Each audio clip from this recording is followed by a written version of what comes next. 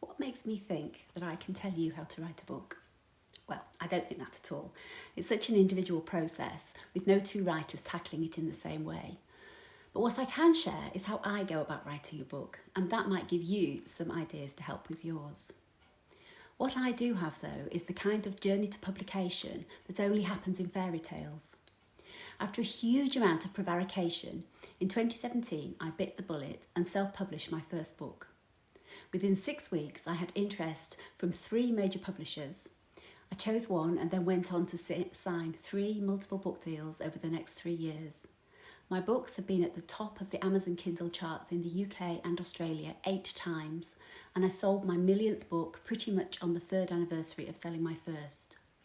On top of all that, I've now written 16 novels, so I have an understanding of where the bear pits are and how to get myself out of one if I inadvertently topple in. And that's what I'd like to share with you. So if you think that might be interesting, then listen on. Let's start with the mythical initial idea. People are constantly asking writers where we get our ideas from. It's like there's a secret ideas mine somewhere that only writers can access, as if we're all given our little silver shovel and sent down to dig up a little nugget of magic, which we can then form into a novel. Oh, that it were that simple. Of course, it isn't. Nor is the phenomenon of having ideas for great stories unique to writers. Everyone has ideas all the time. It's part of being human. But the difference is that we writers get very good at recognising which ones might be the bedrock for a whole novel and which ones are just a passing fancy. I think what people tend to forget is that having good book ideas is a bit like being able to ice skate or play the clarinet. It's not that hard to get the hang of, but if you want to get really good at it, you need to practice. Imagine that during the day you go about your business, but then every evening you have to spend the time with someone whose sole entertainment in life is talking to you. You can cover subjects like what you ate, who you saw, or even your personal hopes and dreams. But sooner or later, these topics will become tired and you'll have to start casting around for something with a little bit more meat on its bones. Something that you can weave into a tale worth listening to, maybe over several consecutive evenings. You start looking for things that would make a good story. Sometimes this will be something that you heard in the news. A man who fights off a shark attack, for example. Now, at first glance, this may not seem like the basis for a whole book. A man goes into the water for his daily swim, attracts the attention of a great white, and ends up bashing it on its nose until it swims off with its tail between its non-existent legs. This, you might have identified, is an anecdote. It has the makings of an exciting short story, but it's going to be quite hard to sustain it as a full novel. So you might reject it as an idea. Or you could start asking questions. Why did the man go for a swim in that particular spot? Maybe he didn't know that it was a known shark area. Maybe he was blind and wasn't aware of the warning signs. Was the place special to him and so the risk of a shark attack was worth the pleasure of being there? Or maybe he was just gung-ho about the risk. Perhaps he wanted to appear brave to his friends. Perhaps he didn't care whether a shark ate him.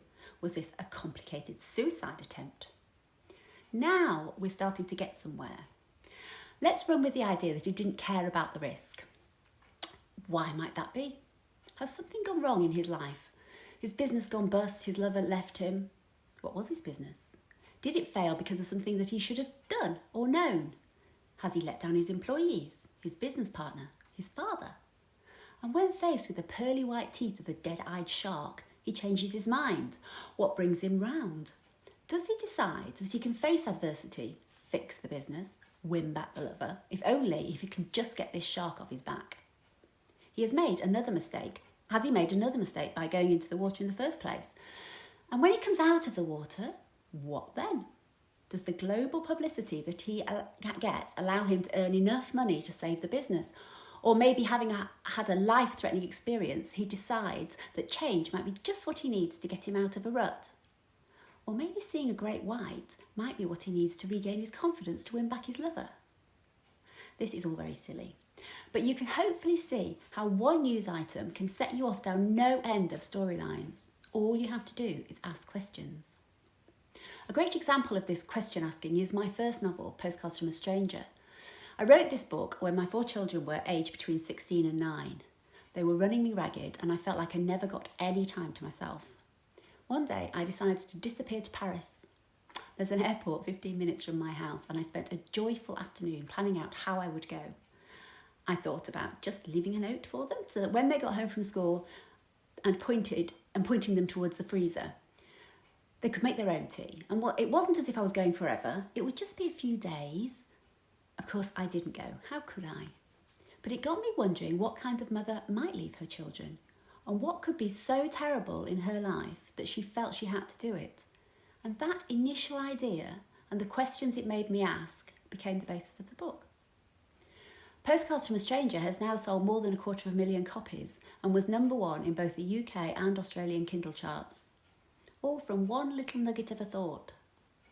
So get into the habit of asking questions about what you hear or think or see and work out which of those grows into something big enough to be a book. Oh, and write them down. You think you'll remember your genius ideas because they're so brilliant. But believe me, you won't. Next time you watch the news, ask yourself a what-if question about each item and see how far that story can take you. And now check in for the next section on my How to Write a Book.